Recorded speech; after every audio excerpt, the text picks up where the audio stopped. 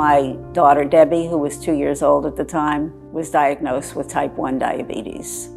Hi, my name is Barbara Singer. I'm a founding member of the Diabetes Research Institute and Foundation, and I've been involved for over 50 years. We wanted to help find a cure in any way we could. In the old days, it was impossible. When she was diagnosed, we tested urine. That's a ridiculous way to find out what your blood sugar is. We didn't know what high meant or what low meant. It was a guessing game. And the blood sugars, when they were low, were actually extremely dangerous. My daughter would have seizures. One time she couldn't feel part of her body at all. It's scary.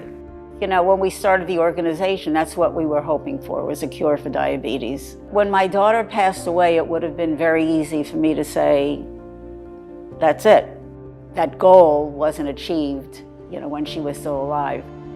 But I'm not giving up. And it's this unwavering commitment from DRI supporters and researchers that has led to countless breakthroughs in not only managing, but truly understanding diabetes. Yet for many patients, living with diabetes remains a constant battle. Hi, my name is Javier Chavez, and my b-boy name is Spindian. I was diagnosed with type 1 diabetes when I was 14 years old. Last year, I was doing a lot of competitions for the Olympics, for the ranking, and these competitions were like 12 hours long. It's hard for me to treat my diabetes because like if I take insulin for something so close to competing, I'll cramp up. I mean, there's some times where it's like, I feel like I'm doing everything right, but for some reason it goes low or it goes high. Being on Team USA, I've worked with a nutritionist and they gave me information about like nutritional guidelines and things like this, but it's more for the people that are training for the Olympics. For the type 1 diabetic, it didn't really align with that lifestyle, what they were telling me to do. I need education on what to eat, what can I use to fuel my body that's not going to spike my blood sugar so I can perform at my highest peak. When you're looking at it like me versus an athlete that doesn't have a health condition, like they have that edge over me, where it's like if my sugars aren't on point, then I'm missing out on a beneficial practice, you know, that could really help me with the competition that's coming up. I'm pretty much taxing these things because everything else just falls off my body when I break. I'm not gonna let anyone or anything make an excuse for me, like when it comes to diabetes. Like I'm gonna do what I wanna do, I'm gonna reach my dream. It's the loss of a child and an Olympic dream that serve as motivation for the research being done at the DRI to not only push for prevention and cure, but to give patients a better quality of life in the process. First of all, we want to have hope, and there's many reasons to have hope. And there's always a beacon far away that everything should go away.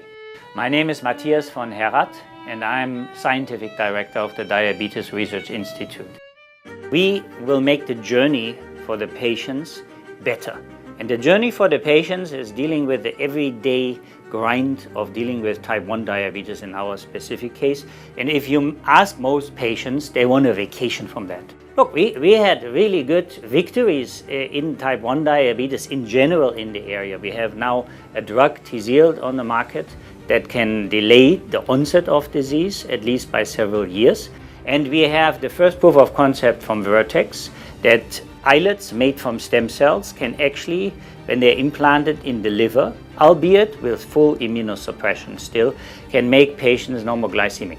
And at the DI, there's many exciting things happening now for beta cell regeneration, which nobody thought would possible. They can regenerate. There's new advances in devices. We have ideas and practical advances for better immune therapies, so you don't have all the side effects of immune suppression. So it's very exciting.